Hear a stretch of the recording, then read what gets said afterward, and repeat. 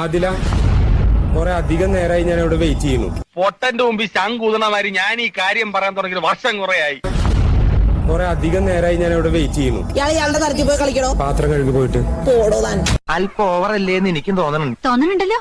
നിനക്ക് വരെ തോന്നിയില്ലേ? സ്മാർട്ട്നെസ് നല്ലതാണ്, പക്ഷേ ഓവർ സ്മാർട്ട് ആവരുത്. പാത്രം കഴുകി പോയിട്ട് പോടോ താൻ. അതിലേക്ക് ഇപ്പൊ പാത്രം കഴുകാൻ പോവാൻ പറ്റുമോ ഇല്ലേ? ഒരുമാതിരി വൃത്തിയായിട്ട പരിപാടി കാണിക്കല്ലേ. ഇയാള് പോവാൻ നോക്ക്.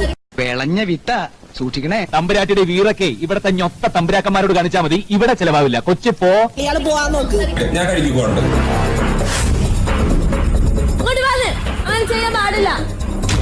നിന്നെ ആദ്യം കണ്ടപ്പോ തന്നെ എനിക്ക് മനസ്സിലായതാ, നീ വെറും കൂതറയല്ല, ലോക കൂതറയാണ്. മോളെ, നിന്നെ ഒന്നും വീട്ടിലല്ല പഞ്ചായത്ത് പോലും കയറ്റാൻ കൊള്ളില്ല. ഞാൻ ചെയ്യാന്ന് പറഞ്ഞില്ലേ?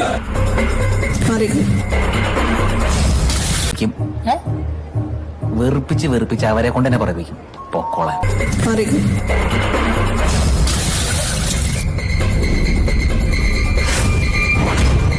ഒരു മനുഷ്യനെ എത്രത്തോളം താഴാൻ പറ്റും? ഭൂമിയോളം അല്ലേ? പിന്നെ ചവിട്ടാണ് തലയിൽ. എങ്ങോട്ട് താഴും? പാതാളത്തിലേക്ക് താഴാൻ മഹാബലിയല്ല, വെറും മനുഷ്യൻ.